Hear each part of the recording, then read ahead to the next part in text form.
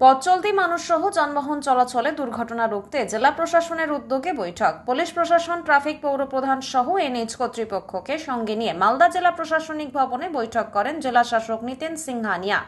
তিনি ছাড়াও সেখানে উপস্থিত ছিলেন অতিরিক্ত জেলা শাসক পীযূষ সালুঙ্খে, ট্রাফিক ডিএসপি সুশীল গুরুং, ট্রাফিক আইসি আশিস কুন্ডু, ইংরেজবাজার পৌরসভার চেয়ারম্যান কৃষ্ণেন্দু নারায়ণ চৌধুরী সহ অন্যান্য আধিকারিক। পথ চলতি মানুষ যাতে সঠিকভাবে পথ চলে এবং যানবাহন চালক যাতে ট্রাফিকের সমস্ত রকম আইন মেনে যানবাহন চালায়, সেই সমস্ত বিভিন্ন ধরনের বিষয় নিয়ে বৈঠকে আলোচনা হয়। কি নিয়ে মিটিং হলো এবং কি কি বিষয়ের উপরে জোর দেওয়া হলো? আমাদের প্রত্যেক মাসে রোড সেফটি মিটিং হয় মাঝে, তার রিভিউ করা হয় এবং কিছু রাস্তা আছে যেখানে ট্রাফিক কন্ডিশন বাড়ছে, সেটা ওয়াইডেনিং এবং স্ট্রেংথেনিং আমরা প্রপোজাল ইতিমধ্যে রেডি করে পাঠাতে চলেছি। প্লাস আমাদের নতুন রাস্তাগুলো আরও প্ল্যান করা হয়েছে যাতে মাথার জন্য ওভারঅল ডিস্ট্রিক্টে যে ট্রাফিক কন্ডিশন সেটা কমে যায়। এনএইচ অথরিটিস ছিল কিছু, ওখানে আমাদের কালিয়াচকে যে কন্ডিশন হচ্ছে সেটাকে কী করে রিজলভ করা যায় সেটা নিয়ে সিদ্ধান্ত হয়েছে।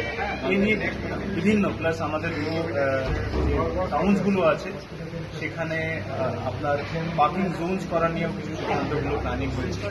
ওভারঅল